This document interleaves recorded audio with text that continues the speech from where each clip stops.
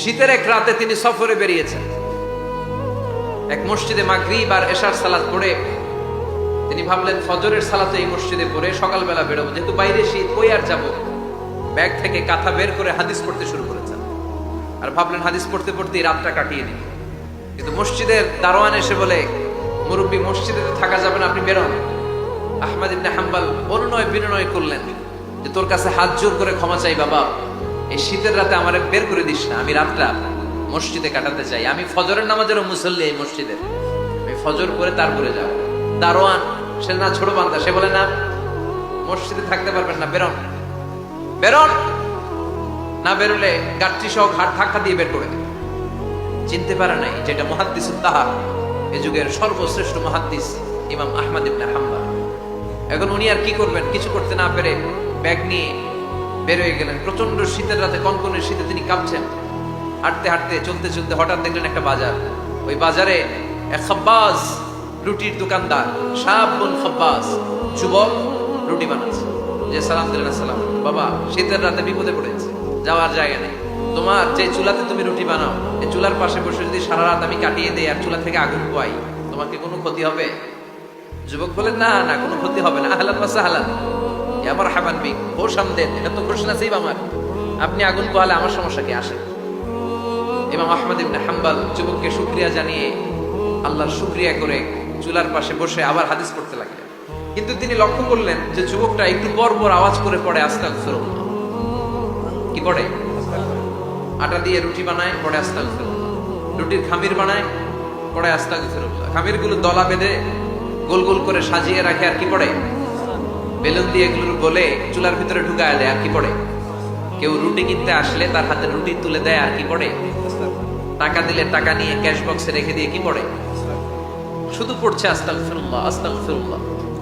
ইমাম আহমদ ইবনে হাম্বল তো অবাক, ঘটনা কি, এই যুবকের হলোটা কি? শুধু আস্তাগফিরুল্লাহ। তিনি হাদিসের কিতাবটা বন্ধ করে যুবককে জিজ্ঞেস করলেন, বাবা আসার পর থেকেই দেখছি তুমি শুধুই পড়ছো আস্তাগফিরুল্লাহ আস্তাগফিরুল্লাহ আস্তাগফিরুল্লাহ, ঘটনাটা কি? কেন এত তুমি ইস্তেগফার পড়ো?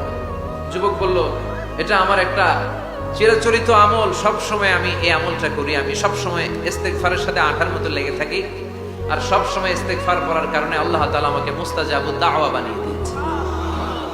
মানে আমি দোয়া করলেই দোয়া কবুল হয়ে যায়।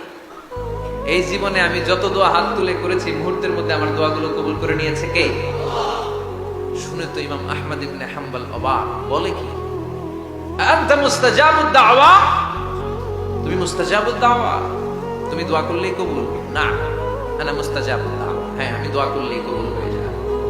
তুমি জীবনে যা দোয়া করেছো সব পেয়েছো? হ্যাঁ আমি জীবনে যা দোয়া করেছি আমি সব পেয়েছি, সব দোয়া কবুল হয়েছে আমার জীবনে, শুধু একটা দোয়া ছাড়া। ইমাম আহমদ ইবনে হাম্বলের কৌতূহল আরো বেড়ে গেল, সব দোয়া তোমার কবুল হয়েছে, একটা দোয়া কবুল হয় নাই, সেটা আবার কি?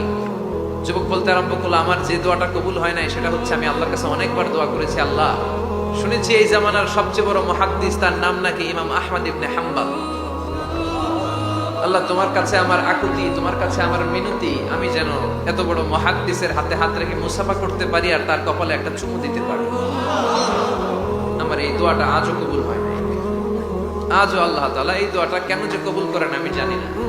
এই কথা শুনে ইমাম আহমদ ইবনে হাম্বল আবেগপ্রবণ হয়ে গেলেন, আর নিজেকে ধরে রাখতে পারলেন না, চোখের পানি ছেড়ে দিলেন আর বললেন, ইয়া শাব, হে যুবক, আহমদ ইবনে হাম্বলের সাথে দেখা করার জন্য তোমার আহমদ ইবনে হাম্বলের দরবারে যাওয়ার দরকার নাই, তোমার এই দোয়াটাও আল্লাহ কবুল করে নিয়েছে।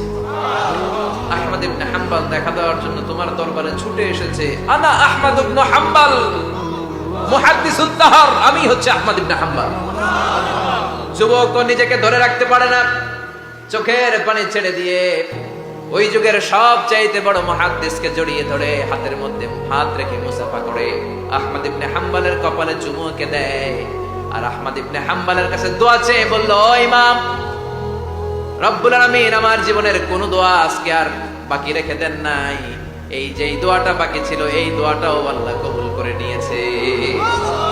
এই দোয়াটাও খুব মুস্তাজাবুদ দাওয়া। আপনি সবসময় যদি ইস্তেগফারের সাথে আঠার মতো লেগে থাকতে পারেন, আপনি দোয়া করা মাত্র দোয়া কবুল করে নেবে কে?